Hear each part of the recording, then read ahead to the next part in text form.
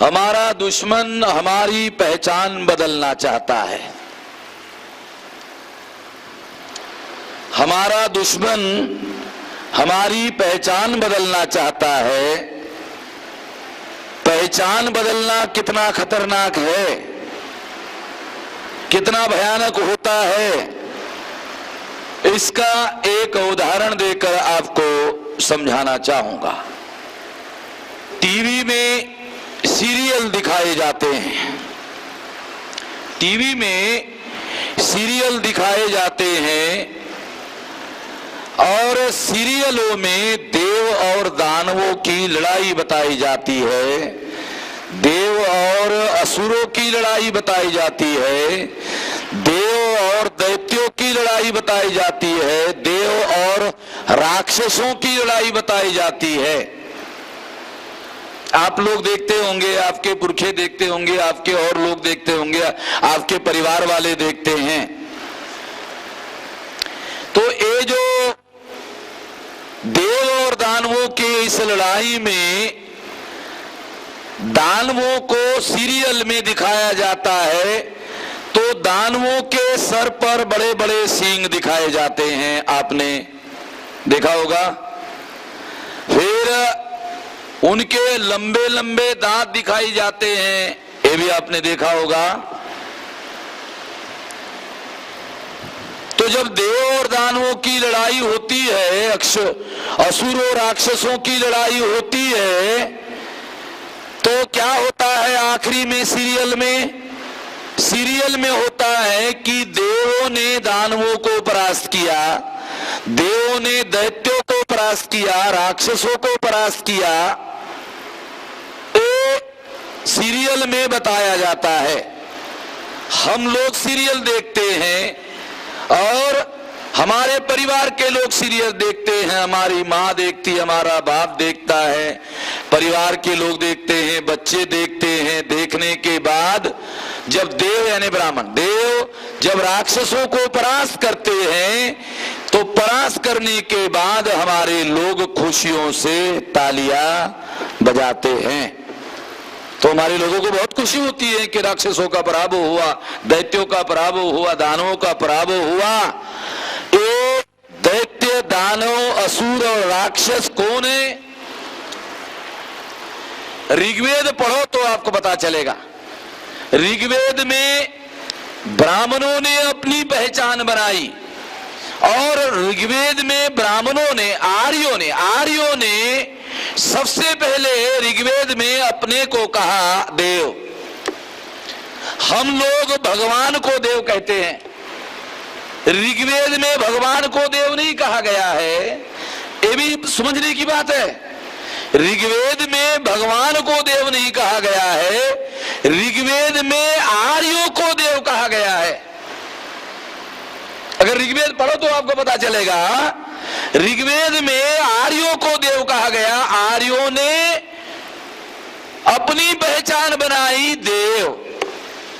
आप लोगों की, मूल निवासियों की पहचान बनाई दानव, दैत्य, राक्षस, असुर।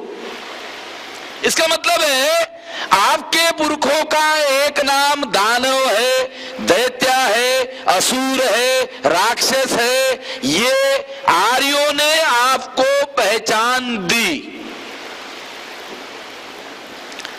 अगर आर्यों ने आपको पहचान दी, ये पहचान आपकी मूल पहचान नहीं है, ये पहचान भी आपकी मूल पहचान नहीं है। मूल निवासियों को ये पहचान उन्होंने दी और ये पहचान देकर उन्होंने सीरियल बनाया। सीरियल में दानवों को परास्त किया, दैत्यों को परास्त किया, राक्षसों को परास्त किया, असुरों को परास्त किया। परास्त करता हुआ दिखाया जाता है। देव यानी आर्य परास्त कर रहे हैं। परास्त होने के बाद आपको खुशी होती है, आप खुशी से झूम जाते हो, आपका परिवार झूम जाता है, हमारे लोगों को खुशी होती है। आपके पुरखों को आपके दुश्मनों ने परास्त किया, तो क्या आपको खुशी होनी चाहिए? चलो आपके बाप को किसी ने गाली दी, आपके सगे बाप को गाली दी, चलो और ज्यादा थोड़ा ज्यादा सटीक कर देता हूं, क्योंकि कभी कभी आप ऐसा कह सकते या लोग कह सकते ये तो मेरा वो स्टेप फादर है इसलिए मुझे तकलीफ नहीं हुआ है। वो ज्यादा सटीक उदाहरण कि आपके सगे बाप को अगर किसी ने गाली दी आपको कैसा लगेगा? आपके सगे बाप को किसी ने भला बुरा कहा आपको कैसा लगेगा? तो आप कहेंगे बहुत बुरा लगेगा, बहुत अच्छा नहीं लगेगा। तो अगर आपके बाप को किसी ने गाली दी आपको बुरा नहीं लगता, तो आपके पुरखों को परास्त किया फिर भी आपको बुरा नहीं लगता। बुरा तो छोड़ो, आपको खुशी होती है, खुशी से आप झूम जाते हो, आप तालियां बजाते हो, आपका परिवार तालियां बजाता है। इतना भयानक परिणाम आपके मानस पर होता है। इस घटना का एक क्यों होता है? क्यों होता है? तो मूल निवासियों की पहचान दुश्मनों ने बदल दी और पहचान बदल कर उसको कहा दानव है, दैत्य है, राक्षस है, असुर है। तो जब उसका परास्त होते हैं तो आप कहते अरे तो देवों को पराभव, देवों को परास्त किया, दैत्यों को परास्त किया, दानवों को परास्त किया, असुरों को किया, राक्षसों को किया, हमको थोड़ी किया, वो तो उनको किया। ऐसा आपको लगता है। अगर आपको मालूम हो जाए कि आपके पुरखों का नाम बदलकर आपके दुश्मनों ने उनकी पहचान बदल दी, पहचान बदलने से इतिहास बदल गया, पहचान बदलने से इतिहास बदल गया।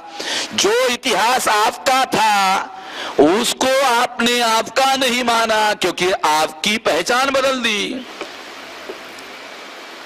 आपकी पहचान बदलने से इतिहास बदल गया। इतिहास बदलने की वजह से आपके पुरखों का परास्त किया गया, फिर भी आपको तकलीफ नहीं हुई, दर्द नहीं हुआ, दुख नहीं हुआ, रोष पैदा नहीं हुआ, खुशी हुई। क्यों हुई? केवल एकमात्र कारण है, पहचान बदलने की वजह से ऐसा होता है।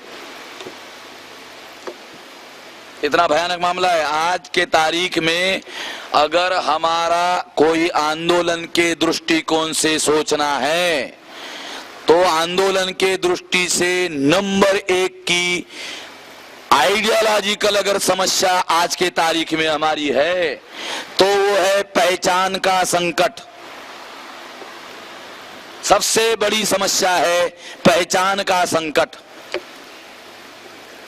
दुश्मनों ने इतिहास पढ़ लो, आर्य विदेश से भारत में आए, उन्होंने अपनी पहचान बनाई छुपाने के लिए, उन्होंने भी अपनी पहचान बनाई छुपाने के लिए, मगर वो पहचान हमसे छुपाने के लिए बनाई, अपने आप से छुपाने के लिए नहीं बनाई। उन्होंने अपना इतिहास बनाए रखा, बरकरार रखा, मगर हमारे लोगों की पहचान बदल दी। पहले उन्होंने हमारे लोगों को देव, दानव, दैत्य, राक्षस, असुर कहा,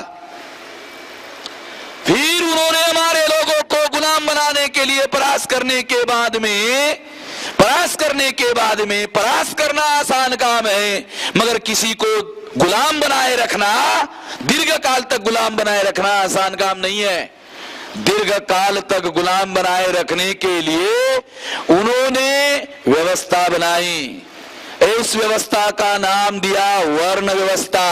संस्कृत पढ़ लो तो पता चलेगा, संस्कृत में वर्ण शब्द का अर्थ है रंग, अर्थात रंग व्यवस्था।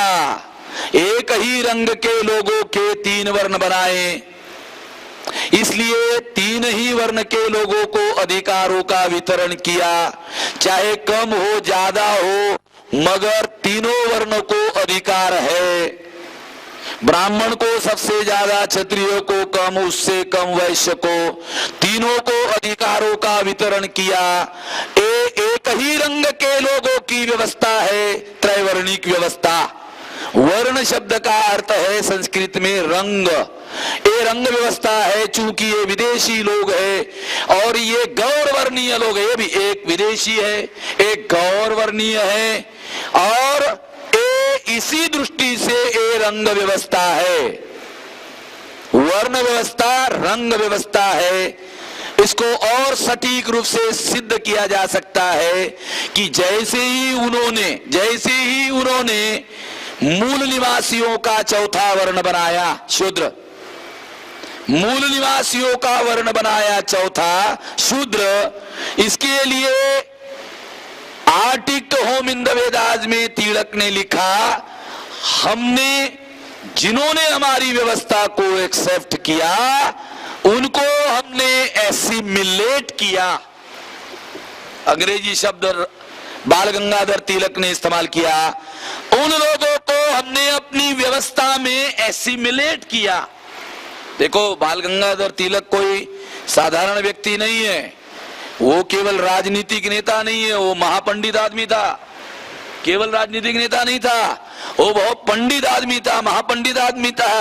उसने लिखा कि इन लोगों ने हमारी व्यवस्था को एक्सेप्ट किया, उनको हमने अपनी व्यवस्था में एसिमिलेट किया। ये जो एसिमिलेट किया उसका वर्ण बनाया,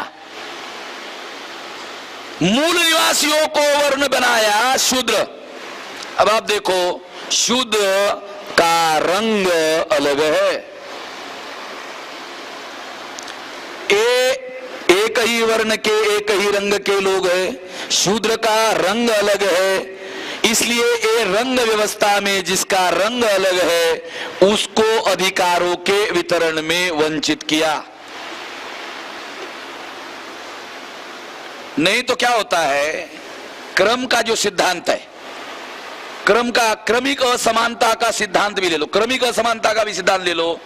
ब्राह्मण को अगर मान लो सब अधिकार है तो क्षत्रिय को 90 होना चाहिए, वैश्य को 80 होना चाहिए, अगर इस क्रम के अनुसार तो शूद्र को 70 होना चाहिए। चलो 70 छोड़ो, 50, चलो 50 ज्यादा है, 40, 30, 20, 10, 5, कुछ भी नहीं, वंचित कर दिया। ये जो रंग व्यवस्था है, इसलिए मैं इसको रंग व्यवस्था है, न्यू इंटरप्रिटेशन है। ये जो डीएनए अनुसंधान आया, डीएनए ने सिद्ध किया ये लोग विदेशी है, उसके बाद मैं ये सारे इतिहास का री इंटरप्रिटेशन कर रहा हूं। ये वर्ण व्यवस्था, ये केवल वर्ण व्यवस्था नहीं है, ये रंग व्यवस्था है। इसलिए जो इनके रंग के नहीं है वो अधिकारों के वितरण में हिस्सेदार नहीं है। उन्होंने ये व्यवस्था बनाकर हमारे लोगों को एसिमिलेट करके शूद्र वर्ण बनाया। शूद्र वर्ण अधिकार वंचित है। वेस्टर्न कंट्री में जो गुलाम है वो अधिकार वंचित है, वर्ण व्यवस्था में जो शूद्र है वो अधिकार वंचित है। इसका मतलब है अधिकार वंचित गुलाम और अधिकार वंचित शूद्र। शूद्र केवल नाम है गुलाम का, ये देसी संस्करण है, इंडियन एडिशन है। एक गुलाम का इंडियन एडिशन है। वेस्टर्न में जिनको स्लेव कहा गया उनको इंडिया में शूद्र कहा गया। अगर इंटरप्रीट करते हैं तो हम लोगों को यह पता चलता है, ये व्यवस्था बनाने की वजह से ब्राह्मणों को, मूल निवासियों को ज्यादा देर तक गुलाम बनाना संभव हुआ। परास्त करना आसान है, मगर किसी को गुलाम बनाए रखना दीर्घ काल तक बहुत मुश्किल है। गुलाम बनाए रखने के लिए वर्ण व्यवस्था बनाई, हमको एसिमिलेट किया, शूद्र बनाया। शूद्र हमारी पहचान हुई, किसने दी? पहले मूल निवासियों की पहचान बनाई आर्यों ने। आर्यों ने हमको पहचान दी, दानव, दैत्य, राक्षस, असुर उन्होंने दी। फिर उन्होंने वर्ण व्यवस्था बनाई। वर्ण व्यवस्था बनाने के बाद फिर उन्होंने हमारी नई पहचान बनाई। फिर उन्होंने फिर हमारी पहचान बनाई, शूद्र। फिर उन्होंने हमारी पहचान बनाई, शूद्र। शूद्र चूंकि एक पहचान थी सबकी, चूंकि सबकी एक पहचान थी, इसलिए एक पहचान के लोगों का एक संगठन बनाना ज्यादा मुश्किल नहीं होता, आसान होता है। इसलिए इसके विरोध में बुद्धा ने, महावीर ने जो संघर्ष किया, तो इसके विरोध में संघर्ष करने की वजह से इसमें क्रांति हुई, परिवर्तन हुआ, ए वर्ण व्यवस्था ध्वस्त हो गई, नई व्यवस्था का सूत्रपात हुआ। और नई व्यवस्था का सूत्रपात हुआ, मगर ब्राह्मणों ने इस बात को नहीं माना। उन्होंने षड्यंत्र किया और षड्यंत्र पूर्वक अशोका का पंतो बृहदत्त उसकी हत्या कर दी। हत्या करने के बाद में पुष्यमित्र शुंग नाम का ब्राह्मण, उसने हत्या कर दी। ये भी ख्याल रखो, किसी और ने नहीं। पुष्यमित्र शुंग नाम के ब्राह्मण ने हत्या की, पाटलिपुत्र में हत्या की और राजधानी को अयोध्या लेकर आया। पुष्यमित्र शुंग की राजधानी अयोध्या है, ख्याल रखना। इसलिए पुष्यमित्र शुंग ही राम है और राम कोई नहीं है। पुष्यमित्र शुंग ही राम है और राम नाम का कोई भी दूसरा व्यक्ति नहीं है। आज तक उसका कोई फिजिकल एविडेंस राम का उपलब्ध नहीं हुआ। पुष्यमित्र शुंग ही राम है, क्योंकि राम की राजधानी अयोध्या थी, कोई हिस्टोरिकल एविडेंस नहीं है। पुष्यमित्र शुंग की राजधानी अयोध्या थी, हिस्टोरिकल एविडेंस है। एक बता रहा हूं, रामायण में बहुत सबूत है आपके, क्योंकि ये सब्जेक्ट नहीं है, इस पर मैं 200-300 पेज का किताब अलग लिख रहा हूं कि पुष्यमित्र शुंग ही राम है और कोई राम नहीं है। राम की ब्राह्मणों पूजा क्यों करते हैं? ब्राह्मणों का सब कुछ जो खत्म हो गया था, पुष्यमित्र शुंग ने पुनर्स्थापित किया, इसलिए पुष्यमित्र शुंग उनके लिए अवतार हो गया। पुष्यमित्र शुंग उनके लिए अवतार हो गया, इसलिए उन्होंने भगवान का दर्जा दिया। ये भी ख्याल रखो, ये अवतार का जो मामला है, ये भी पुष्यमित्र शुंग की बृहदत्त की हत्या के बाद पुराण लिखे गए और पुराणों में अवतार का कॉन्सेप्ट आया। पहले ये अवतार का जो कॉन्सेप्ट है वो पहले नहीं था, ये पुराणों से अवतार का कॉन्सेप्ट आया और पुराण पुष्यमित्र शुंग के द्वारा बृहदत्त की हत्या करने के बाद आया हुआ है। पुष्यमित्र शुंग के प्रतिक्रांति के बाद में ब्राह्मणों ने जातियों का निर्माण किया। प्रतिक्रांति के बाद बाबा साहब अम्बेडकर कहते हैं जाति काउंटर रिवॉल्यूशन का सबसे बड़ा, काउंटर रिवॉल्यूशन ने अगर सबसे भयानक कोई चीज पैदा की तो सबसे भयानक चीज है जाति। शूद्र एक पहचान थी गुलाम की, इसलिए जोड़ना संभव हुआ, आसान हुआ, क्रांति हुई।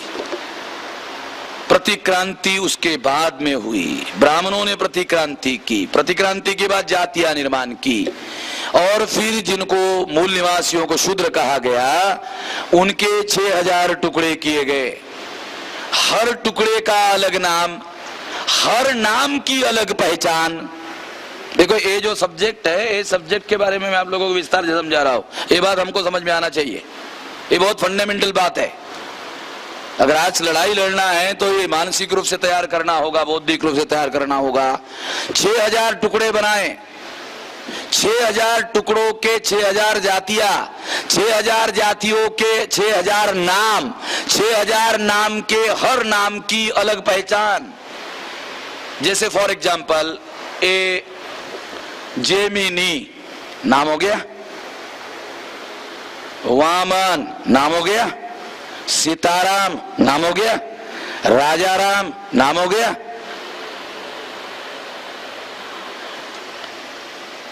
मोहम्मद यूसुफ भाई नाम हो गया। जितने अलग अलग नाम हैं उसी तरह से जातियों के अलग अलग नाम हैं, जातियों के अलग अलग नाम हैं। ये जातियों के अलग अलग नाम, अलग अलग पहचान है।